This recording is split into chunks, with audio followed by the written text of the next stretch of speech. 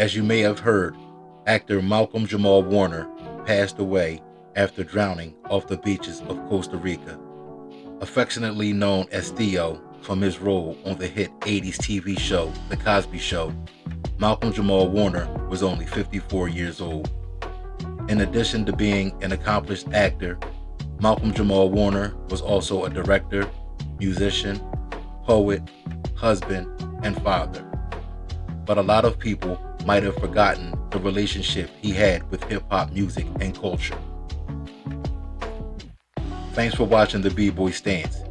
If you remember Jamming on the One and Gordon Gartrell shirts, like and subscribe. Hearing of the passing of Malcolm Jamal Warner was shocking on several levels. Drowning off of the beautiful coast of Costa Rica is like a bad joke or an oxymoron, but it seems that's what happened. Like everyone else who was around in the mid-80s, I watched and loved The Cosby Show. I remember people haul-assing to get home and streets empty by the time The Cosby Show theme song started at 8 o'clock on Thursday night. As a kid, I was the exact same age as Malcolm Jamal Warner when The Cosby Show was on, so my mother would say that Theo reminded her of me all the time. I'm sure I wasn't the only one who experienced that in their family.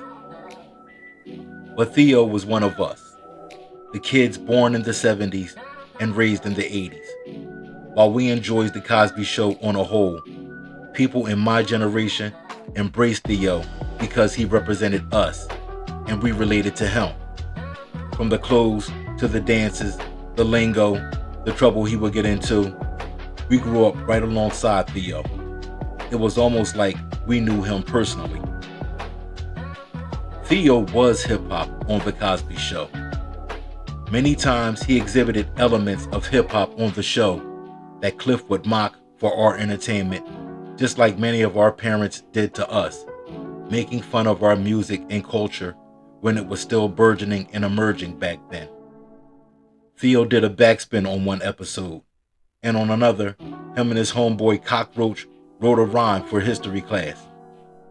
By the time they got into later seasons, Theo was clearly up-rocking to the theme music during the show's intro next to Dr. Huxtable.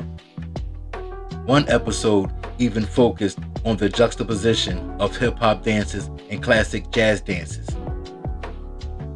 If there was any doubt that Theo was down with hip-hop in real life, all you needed to know is that he was in Houdini's video for the song Funky Beat back in the day. And he directed a video for Special Ed, the remix to I'm the Magnificent from his second album, Legal. On a personal level, I think Malcolm's passing impacted me so much because we were the same exact age, 54. When people die the same age as you, it's like facing your own mortality, as a friend of mine once put it. That, in addition to the fact that I grew up watching him on The Cosby Show, it was like I knew him, as I mentioned. I take my kids to the beach for vacation every year. I used to go out far from the beach, challenging myself and seeing how far out in the ocean I could go before swimming back. I stopped doing that a few years ago for fear of something like this happening.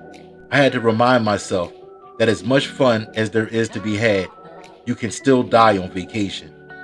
So you have to be careful. Condolences to the family and friends of Malcolm Jamal Warner, known to us as Theo. He's gone, but he'll never be forgotten.